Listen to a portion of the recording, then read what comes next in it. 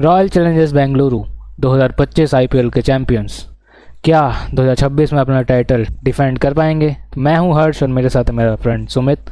तो आज हमारी सेकंड वीडियो में हम बात करेंगे कैन आरसीबी रिपीट 2025 मिरेकल। सो सुमित, आपको क्या लगता है कि आरसीबी इस बार 2025 को रिपीट कर पाएगी? आरसीबी बहुत हॉट टॉपिक बनी हुई है यार। जब से 2025 में आरसीबी ने ये जीता है अपना आईपीएल का ये बड़ा प्रेस्टिजियस कप, तब से बहुत आशाएं लगा रखी है लोगों ने कि वापस से ये चैंपियन बनेंगे। देखो, टीम तो लगभग इनकी सेम ही है, ठीक है। और मुझे ऐसा प्रतीत हो रहा है कि हाँ, ऑफ कोर्स टॉप फोर में मैंने जो पिछली वीडियो में अगर देखा होगा तो बोल्ड प्रेडिक्शन की थी कि टॉप फोर में इनकी जगह नहीं, मतलब बन भी सकती है, नहीं भी बन सकती। चलो वो तो हमने एज अ ट्रोलिंग के लिए बोल दिया, बट अगर सच में बात करें और इनकी टीम को भी देखें और इनकी फॉर्म को भी देखें तो भाई ये टीम कुछ करेगी। हाँ, टॉप फोर में तो इनकी जगह पक्की बन सकती है। प्लस ये कह सकते हैं कि अगर हम 2025 को मद्देनजर रखते हुए बोलें तो इन्होंने बहुत क्लोज मुकाबले जा जाके जीते हैं। इनका हर एक प्लेयर 2025 की अगर बात करें बहुत की एस्पेक्ट प्लेयर था। आके कुणाल पांड्या से लेके हर कोई player, Romario Shepherd, Tim David, Virat Kohli himself, Rajat Patidar, सब ने शानदार बैटिंग और बॉलिंग करके दिखाई। Even Josh Hazlewood, Bhuvneshwar Kumar के ऊपर इतने ज्यादा सवाल उठे, भुवनेश्वर ने कहा ना जी, मैं असली स्विंग का सुल्तान हूँ। उसके बाद यश दयाल के ऊपर यश दयाल ने ऑफकोर्स डेथ बॉलिंग इतनी शानदार करके दिखाई। और तो मेरे हिसाब से तो ऑफ कोर्स आरसीबी में पूरा दम है। अब रॉयल चैलेंजर्स बैंगलोर को कोई ये नहीं कह सकता कि डाउटफुल है, नहीं। इस बार इनकी टीम काफी अच्छी है, शानदार है। हाँ, ये कह सकते हैं कि इस बार मुझे ऐसी गट फीलिंग आ रही है कि ये जीतेंगे नहीं इस बार, टॉप फोर में बेशक हो सकते हैं, जीतने वाला तो सवाल ही गाइस पैदा नहीं होता। तो गाइस ये आ रहा है एक चेन्नई सुपर किंग के फैंस का पर्सपेक्टिव। आप देख सकते हो हमारा खौफ कितना है एज ए आरसीबी फैन कि चेन्नई सुपर किंग के फैन बोल रहे हैं कि हमारा सीजन अच्छा होगा। तो मैं एज अ आरसीबी फैन मेरा नहीं जाएंगे। मेरा मेरा ऑनेस्ट ओपिनियन क्या है इस चीज़ पे? देखो, मेरा ऑनेस्ट ओपिनियन है कि हम टाइटल को अपने पास रख सकते हैं, विदाउट अ डाउट डिफेंड कर सकते हैं। हमें क्या करना है ना, हमें मेजरली फोकस करना है कि हमारी जो बॉलिंग है क्या वो उसी तरीके से क्लिक करेगी, और मैं 100% श्योर हूँ वो करेगी। क्योंकि कुछ सोच के जो इस बार की आरसीबी है ना, रॉयल चैलेंजर्स बेंगलोर नहीं है, बेंगलुरु है वो। रॉयल चैलेंजर्स बेंगलोर के उस वक्त के मैनेजमेंट अलग थे। रॉयल चैलेंजर्स बेंगलुरु के जो अब के मैनेजमेंट है, मो बोवार्ड, दिनेश कार्तिक, एंडी फ्लावर, मोलन, ये सब जो है ना, ये सब इन लोगों ने टीम को बहुत सोच समझ के क्रिएट करा है। और अगले 3 साल के लिए, ये जो अभी साइकिल चलती है ना 3 साल की, ये उस 3 साल के लिए ये टीम को क्रिएट करा है। और मेरे को जो पर्सनली लगता है कि भुवनेश्वर कुमार को ये 3 साल के लिए ही रखेंगे, उसके बाद एक को कोई नए को ग्रूम करेंगे अपने अंडर ही। तो और विदाउट डाउट यार, आरसीबी ने 18वां सीज़न 18 नंबर जर्सी के लिए जीता था। अब 19वां सीज़न क्या वो दोबारा 18 नंबर जर्सी के लिए जीत सकते हैं कि नहीं वो देखना पड़ेगा। पर मैं एज एन आरसीबी फ़ैन, मेरे को हाई होप्स है। और तो अब हम बात करेंगे आरसीबी के रिटेन प्लेयर्स की। जो आरसीबी ने रिटेन करते, विराट कोहली लेजेंड हिमसेल्फ, फिर कैप्टन रजत पाटीदार। तो रजत पाटीदार का भी ना, अगर तुम ग्राफ देखोगे तो ग्राफ अचानक से बूम करा है। क्योंकि आरसीबी को ट्रॉफी जिताना इस लाइक कि आप कोई सोई हुई टीम को टॉप पे ले जा रहे हो। एक उस लेवल पे लेके गया रजत पाटीदार।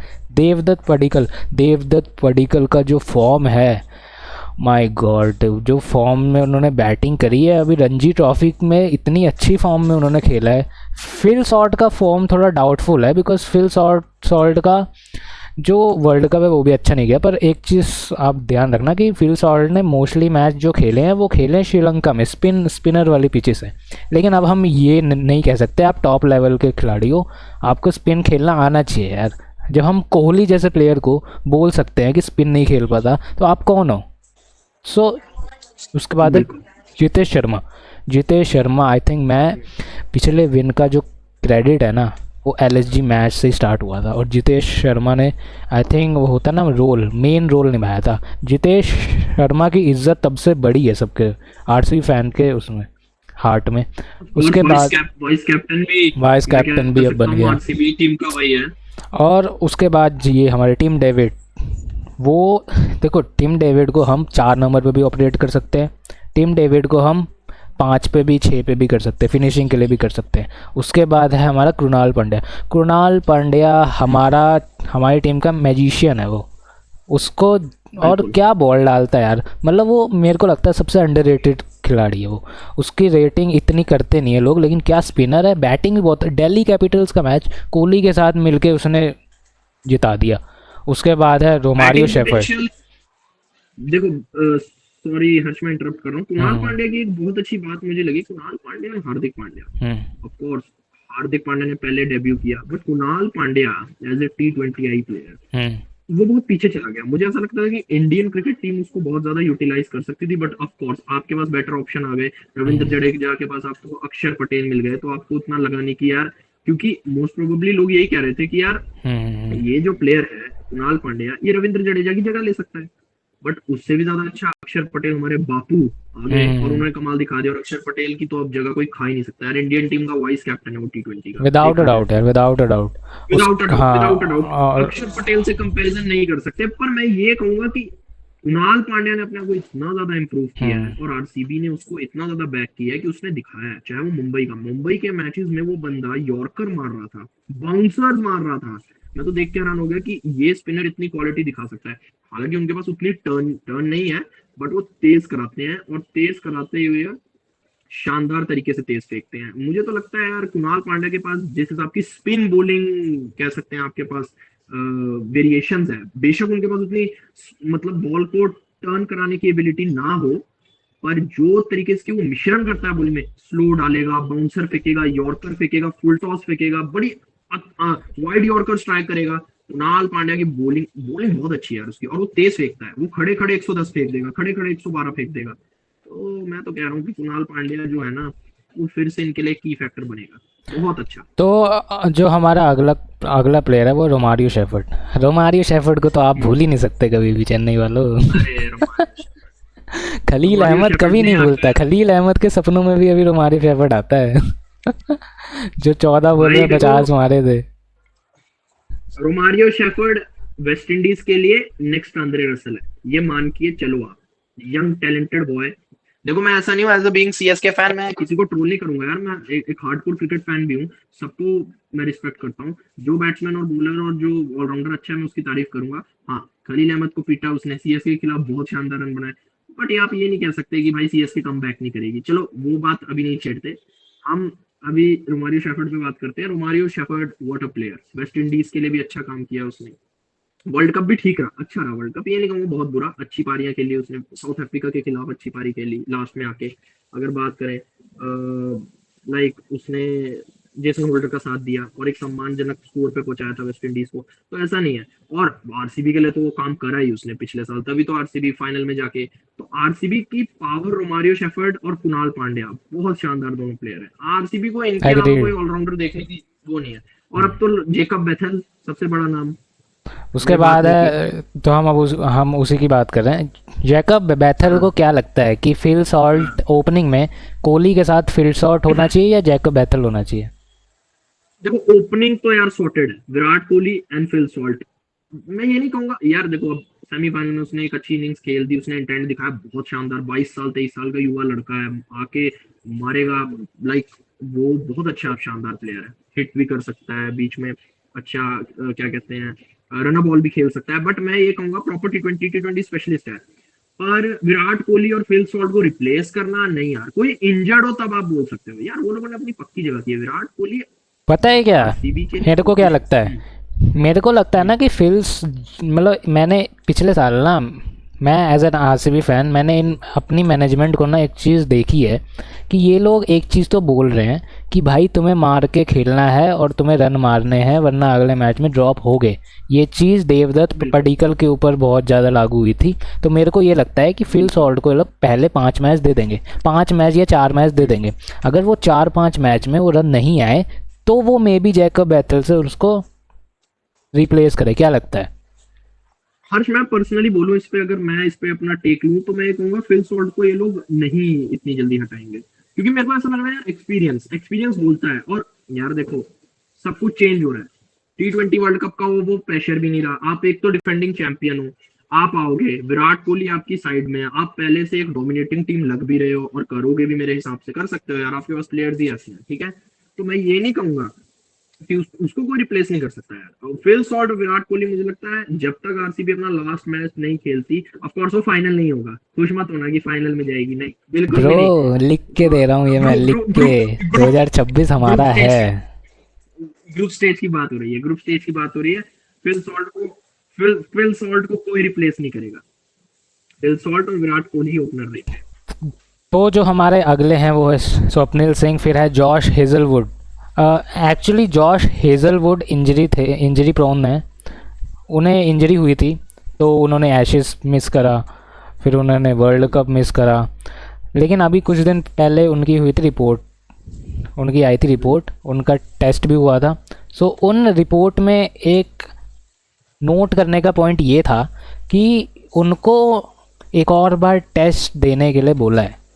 सो अभी आरसीबी फैंस के लिए एक हेडेक ये है कि जॉश हेजलवुड एक और टेस्ट देंगे, वो उसमें पास हो जाते हैं, फिर without a doubt Josh Hazlewood अगले हफ्ते या वो 1-2 मैच नहीं खेलेंगे लेकिन वो आ जाएंगे। उसके बाद है भुवनेश्वर कुमार। वही भुवनेश्वर कुमार अगर हुआ जो 2025 में था, क्योंकि भुवनेश्वर कुमार जैसे हमें पता है वो मीरठ लीग के ब्रांड एम्बेसडर हैं। तो भुवनेश्वर कुमार आज लैंड भी कर गए हैं वो, अब वो टीम के साथ जुड़ भी गए हैं। उसके बाद है यश दयाल बहुत कंट्रोवर्सी के बाद आ रहे हैं। सो आई गेस ये चीज़ मैंने एक चीज़ नोटिस करी थी कि जब यश दयाल पहली बार आरसीबी में आए थे जब उनको 6 छक्के मार दिए थे उन्होंने, क्या कहते हैं, 6 छक्के नहीं 5 छक्के या 6 छक्के थे, 5 छक्के मारे थे रिंकू सिंह ने। तो उसके बाद कोहली ने ना इनसे करी थी बात, और उसके बाद एकदम एक अलग ही यश दयाल का वर्जन आया था। तो मेरे को लगता है कि इस बार आईपीएल के बीच में या स्टार्ट होने से पहले ना कोहली इनसे एक और बार बात तो करेंगे यश दयाल से, और क्योंकि अभी उन्हें हाथ चाहिए भाई किसी ना किसी का। अगर वो गिल्टी प्रूव हो गए तो मैं जो अभी बोल रहा हूँ, मैं उनसे ज़्यादा किसी को हेट नहीं करूँगा। अगर वो अभी भी पोस्को केस में प्रूव नहीं हुए तो हमें या किसी को भी कोई हक नहीं होता उनको एक वर्ड से बोलने का। वो वर्ड आप सबको जानते हो कौन से वर्ड यूज़ हो रहे हैं, बिल्कुल। और भी वर्ड्स ऐसे गंदे वर्ड्स उनको यूज़ करने का कोई हक नहीं है जब तक वो प्रूव नहीं हो जाते। अगर वो प्रूव हो रहे हैं तो वो सरकार सख्त से सख्त कार्रवाई करेगी। लेकिन अभी फ़िलहाल जो लग रहा है कि वो खेलेंगे, ठीक है। उसके बाद हमने लिया था रसिक सलाम 6 करोड़ में, फिर लिया था नुवान तुषारा, फिर लिया था सुयश शर्मा। ये हमारा मेन लेग स्पिनर होने वाला है सुयश शर्मा, इन्होंने बहुत अच्छा खेला था। अभिनंदन सिंह केकेआर की तरफ से सुयश शर्मा ने बड़ा अच्छा प्रदर्शन किया, वहीं से आरसीबी ने इसको भाई पिक किया और इसने प्रदर्शन करके दिखाया। और आप लेग स्पिनर यूजी चहल के जाने के बाद कोई अच्छा लेग स्पिनर था ही नहीं, आपके पास आया लड़का सुयश शर्मा। तो हाँ, लेग स्पिनर आपके पास एक बहुत क्वालिटी लेग स्पिनर मिला हुआ है, विकेट्स लेता है, लोगों को फंसाता है, तो सुयश शर्मा के बारे में बातें होनी चाहिए। और जो ये भी खिलाड़ी है ना अभिनंदन सिंह, ये भी बहुत अच्छा यूपी लीग में बहुत अच्छा खेला है, क्योंकि जो यूपी लीग में अभिनंदन सिंह और भुवनेश्वर कुमार एक साथ खेल रहे थे लखनऊ फैल्कन्स के लिए, और बहुत अच्छा खेला है इन दोनों ने भी। तो ये है हमारे आरसीबी के रिटेन। अब हम बात करेंगे आरसीबी की जो 22 रहे हैं 2026 के लिए। सबसे पहला नाम है वेंकटेश अय्यर बॉलिंग भी कर सकते हैं, बैटिंग भी कर सकते हैं। उनका फॉर्म इतना अच्छा नहीं रहा है, लेकिन उन्होंने अभी डीवाई पाटिल के मैचेस खेले हैं हाँ उन्होंने उसमें अच्छा करा, लेकिन डीवाई पाटिल बहुत छोटा ग्राउंड में खेला जा रहा था, तो हम उससे अभी कुछ भी निकाल नहीं सकते कि कितने फॉर्म में कितने में नहीं है। मंगेश यादव हमने लिया था यश दयाल का बैकअप, और हमने लिया था जैकब डफ़ी, ये लिया था हमने जॉश हेजलवुड का बैकअप। लेकिन जैकब डफ़ी का एक चीज़ है कि जैकब डफ़ी इतने अच्छा फॉर्म में नहीं है। वर्ल्ड कप में आई गेस बहुत पिटा था ये बंदा जैकब डफ़ी। तो अब देखो लोग बोल रहे हैं कि क्यों ले लिया, लेकिन अब आईपीएल में क्या पता अच्छा कर जाए। ये तो देखो सीजन्स का होता है वक्त, उस वक्त ख़राब सीज़न था, अब अच्छा सीज़न हो जाए तो क्या पता। अभी वो अभी हम उसको कुछ समझ नहीं रहे हैं, थोड़े थोड़े दिन में हम उसको गॉड बना रहे। सो उसके बाद हमने लिया था जॉर्डन कॉक्स, ये हमने लिया था टिम डेविड का बैकअप। ये बहुत अच्छा, ये हिटर बहुत अच्छा है। सात्विक देसवाल, विहान मल्होत्रा, विकी ओस्तवाल, ये अंडर 19 के स्टार्स लिए थे। ये विहान और विकी, ये अंडर 19 के स्टार्स थे। इतना अच्छा खेला था ना इन्होंने, इतना अच्छा कि मतलब आई गेस कोई और टीम ने लिया नहीं था इन्हें। लेकिन आरसीबी में विहान और विकी का फ्यूचर पर्सपेक्टिव अच्छा रहेगा। हाँ उनको पास ऑप्शन रहेगा, कोहली के साथ वो खेलेंगे, और कोहली के अंदर मेंटरशिप में रहेंगे कोहली के। और ये अपना कनिष्क चौहान भी अंडर 19, कनिष्क चौहान बहुत अच्छा खेला था यार इसने अंडर 19। सो हमारे ये थे 22। तो सुमित आपको क्या लगता है कि आरसीबी के 22 कैसे हैं? आरसीबी के 22 एक बार फिर से मुझे बताओगे कौन कौन है, क्योंकि थोड़ा सा तो हमारा जो Venkatesh Iyer, Mangesh Yadav, Jacob Duffy, Jordan Cox, Satvik Deswal, Vihaan Malhotra and Vicky Oswal and Kanishk Chauhan. ये ठीक है, बट मोस्ट प्रोबेबली जो इनमें सबसे अच्छी 22 की मैं बात करूंगा तो मेरे हिसाब से वेंकटेश अय्यर की काफी बात होनी चाहिए यार। इंडियन टीम में वो T20 से लेके ओडीआई तक खेला था, ठीक है, बहुत कंसिस्टेंट रहा था 2021 से 22 तक। बट वट एवर रीजन क्या हुआ, वो बाहर हुआ, उसकी फॉर्म उतनी अच्छी नहीं चली। अगर याद हो तो भाई केकेआर ने उसको आई थिंक 24 करोड़, कितने करोड़ में खरीदा 24 था करोड़ पिछली बार? में। नहीं 23 करोड़, 23 या 24 करोड़ में यार।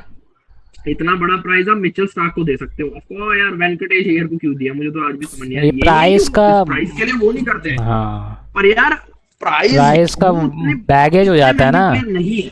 प्राइस का हाँ बैगेज प्राइस हो बैग जाता इतना है। होता है यार। वेंकटेश अय्यर बहुत अच्छा प्लेयर है, ओपनिंग भी की है उसने 2021 में जब केकेआर हारी कैसे सीएसके के खिलाफ, ये वेंकटेश अय्यर आउट हो गया, वरना ये जिता ले जाता मैच। तो ओपनिंग भी की है इसने केकेआर के लिए। बट फिर वही बात आती है कि यार एक तो अभी वो इतने बड़े प्लेयर हुए नहीं है कि आप उनको सीधा, यार मिचेल स्टार्क को आप 24 करोड़ दे रहे हो। मिचेल स्टार्क तो यार पता नहीं कब से खेल रहा है, 2008 या 9 से। मैंने एक पुरानी वीडियो देखी थी, विराट कोहली को 2008 और 9 वाले एरा में बॉलिंग डाल रहे हैं, तब तब से लेके अब जाकर उसको 24 करोड़ मिल रहा है आईपीएल में। यार तो आप किसी मतलब थोड़ा थोड़ा देखना चाहिए। मैं ये नहीं कहूंगा Venkatesh Iyer is a super player, but 24 crore रुपए, एक तो देखो 23-24 करोड़ रुपए आप दे देते हो, फिर प्राइस, इसी प्राइस बर्डन ने तो ऋषभ पंत को गिरा दिया था। ये सच्चाई है अगर हम बात करें तो। इसी प्राइस बर्डन ने ऋषभ पंत को गिरा दिया था, उनकी एक सेंचुरी आई, वो भी मेरे ख्याल आरसीबी के खिलाफ ही थी। और आपको बताइए फिर उस मैच में क्या हुआ, ठीक है।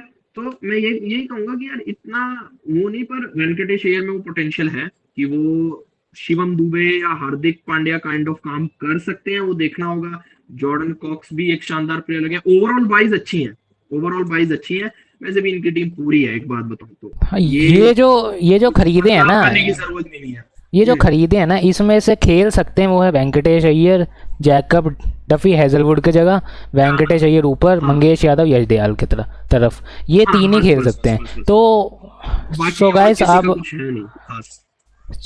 अब हम इनकी प्रोबेबल 11 जो हो सकती है आरसीबी की, आई थिंक ये देखकर कोई भी बोल सकता है कि ये पिछले साल का रिपीट 11 है। सो क्या लगता है, बिल्कुल बिल्कुल। क्या लगता है सुमित, कैसी इस बार की 11 लग रही है, और क्या कुछ चेंजेस हो सकते हैं इस बार के 11 में? Of course new name Jacob Bethell बहुत ज्यादा सुर्खियां बटोर रहा है रोलर का। मैं चाहता हूं जेकब बेथल को मौका मिले। ऑफ कोर्स इंग्लैंड के लिए वो 4 नंबर पे ही आया था बैटिंग करने, तो आप जेकब बेथल को भी फॉर्म है, यूटिलाइज कर सकते हो। तो जेकब बेथल की जगह बनाओ। बाकी और तो कुछ खास तो मतलब आपको वैसे भी करने की जरूरत नहीं है। आपके पास पावर पैक प्लेयर्स है, Phil Salt, Virat Kohli, Tim David, Jitesh Sharma, the spin destroyer Rajat Patidar, वो स्पिन डिस्ट्रॉयर है, वो सुनील नारायण को मारता है, और सुनील नारायण को विराट कोहली आज तक क्रैक नहीं कर पाया। हाँ सोचने ये वाली बात मैंने भी है, आज देखा तक है। नहीं क्रैक कर पाया, और रजत और आज तक क्रैक नहीं कर एक्चुअली पाया। क्या हुआ था ना, एक इवेंट में पूछा था विराट कोहली से कि कौन आपका सबसे हार्डेस्ट बॉलर है, जिसको आपने सबसे टफेस्ट बॉलर है जिसको आपने हिट करा है, तो उन्होंने नेम लिया था सुनील नारायण का, और उन्होंने ये बोला भी था कि रजत पाटीदार ने एक बच्चे की तरह मारा है उसको।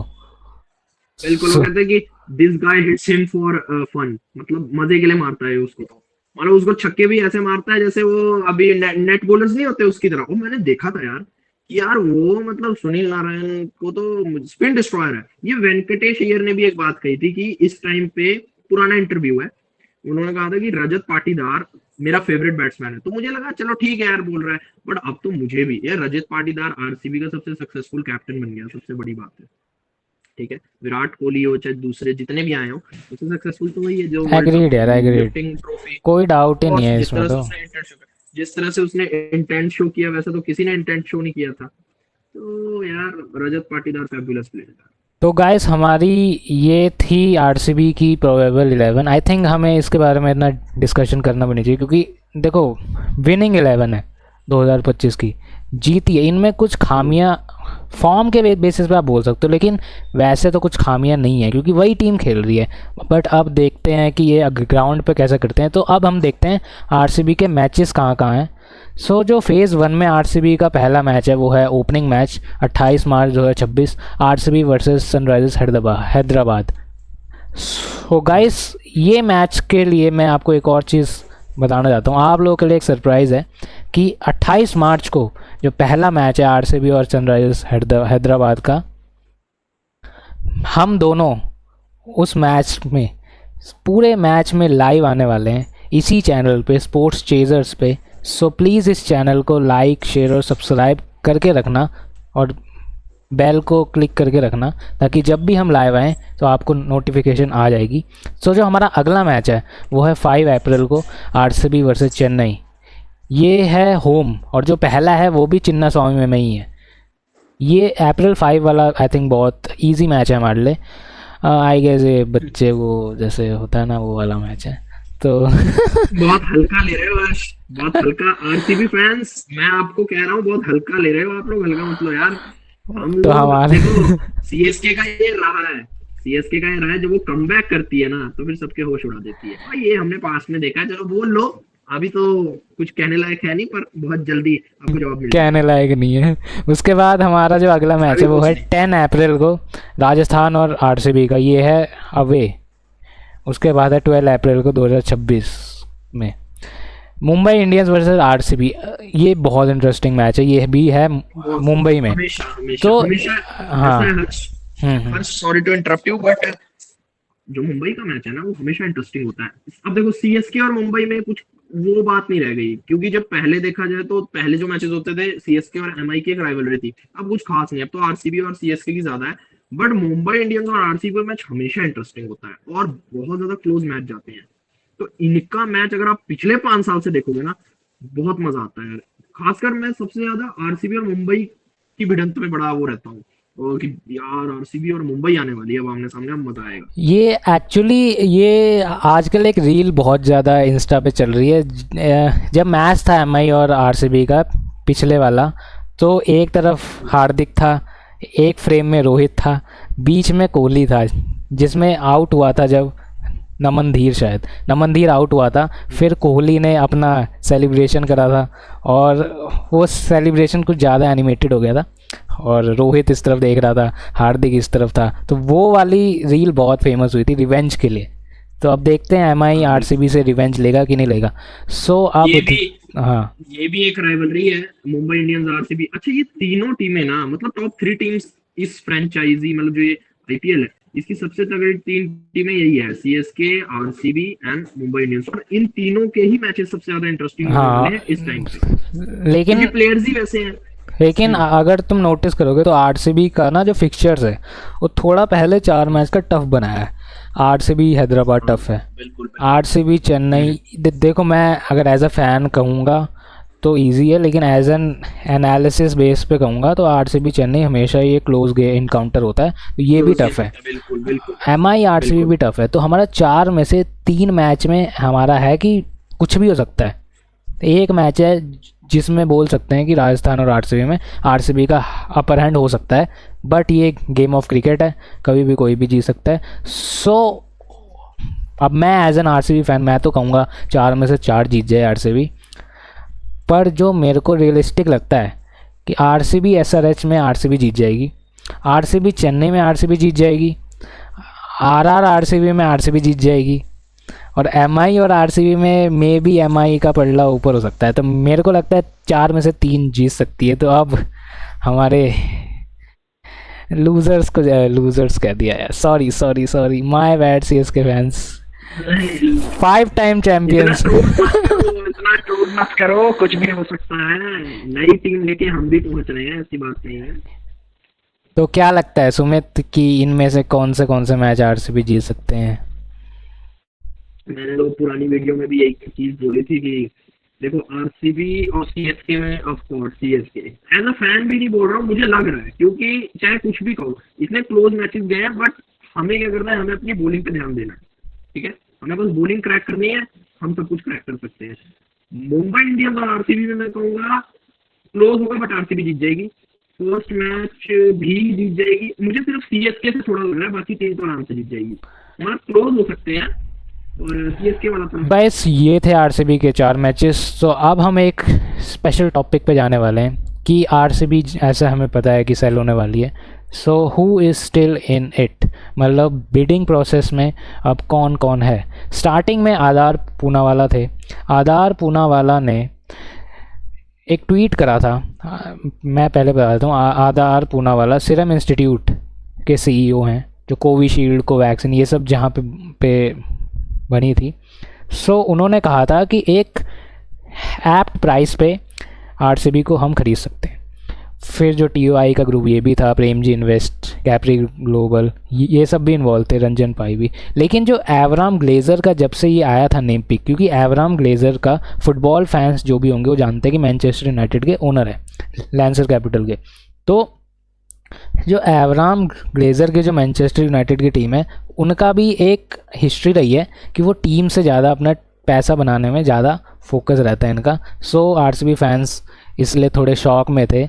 सो अब जैसे ही वो, और एवराम ग्लेजर की जो बिड थी वो आई थी 18,000 करोड़ समथिंग में, 18,000 करोड़ समथिंग में। ये आई थिंक टॉप में थी एवराम ग्लेजर की। लेकिन अब जो आरसीबी फैन डर रहे थे कि क्या एवराम ग्लेजर हमारी भी टीम को सेम ही तरीके से ट्रीट करेंगे कि जैसे उन्होंने मैनचेस्टर यूनाइटेड को सिर्फ पैसे जनरेट करने की मशीन बना रखी है, और क्या वो आरसीबी को भी सेम तरह से ट्रीट करेंगे, क्योंकि मैनचेस्टर यूनाइटेड कुछ जीती नहीं है लेकिन पैसा बहुत बनाया है। सो आरसीबी भी कुछ जीती नहीं थी, पैसा तो उन्होंने भी कुछ बनाया, लेकिन अब वो जीत गई है। तो सारे आरसीबी फैंस बोल रहे थे कि क्या अगली ट्रॉफी 18 साल बाद दोबारा आएगी। सो ये है कि स्वीडिश कंपनी इक्विटी, जो स्वीडिश की कंपनी है इक्विटी, उन्होंने कम से कम 2 और 2.5 बिलियन डॉलर्स की बिड करी है आरसीबी के लिए। और ये ऐसी कंपनी है स्वीडिश की, इन्होंने इकोनॉमिक क्राइसिस पे स्वीडिश में बहुत हेल्प करी थी, इकोनॉमिक क्राइसिस से निकाला था। तो और इन्होंने अपने पैसे लगाए थे उसमें। सो ये बहुत, मतलब बोलते हैं ना, मोटी पार्टी है। सो जो इक्विटी कंपनी है, ये एवराम ग्लेजर, ये और जो रंजन पाई, ये जो तीन कंपनीज़ हैं, ये जो 3 बंदे हैं, इक्विटी, एवराम ग्लेजर और रंजन पाई, ये 3 फाइनलाइज हो चुके हैं कि जो आखिरी बिड होएगी वो इक्विटी, एवराम ग्लेजर और रंजन पाई के बीच में होगी। और 31 मार्च को हमें पता चल जाएगा आरसीबी का कौन होगा ओनर। लेकिन 2026 के आईपीएल में आरसीबी का ओनर ऑपरेट नहीं कर सकता, उसका टेन्योर स्टार्ट होगा 2026 आईपीएल के बाद। सो ये थी आरसीबी की बिडिंग अपडेट। सो जो इक्विटी के ज़्यादा चांसेस हैं, एवराम ग्लेजर के भी ज़्यादा चांसेस हैं, रंजन पाई के भी ज़्यादा चांसेस हैं। So thank you everybody for watching our second episode on IPL and can RCB repeat 2025. Sumit का थोड़ा इंटरनेट इशू हुआ था इसलिए वो अभी हमारे साथ कनेक्टेड नहीं है. प्लस प्लीज़ हमारे चैनल को सपोर्ट करो, लाइक करो, शेयर करो, सब्सक्राइब करो ताकि हम ग्रो करें और आपको और अच्छा कंटेंट विद एंटरटेनमेंट देते रहें. So thank you guys, keep watching and keep loving.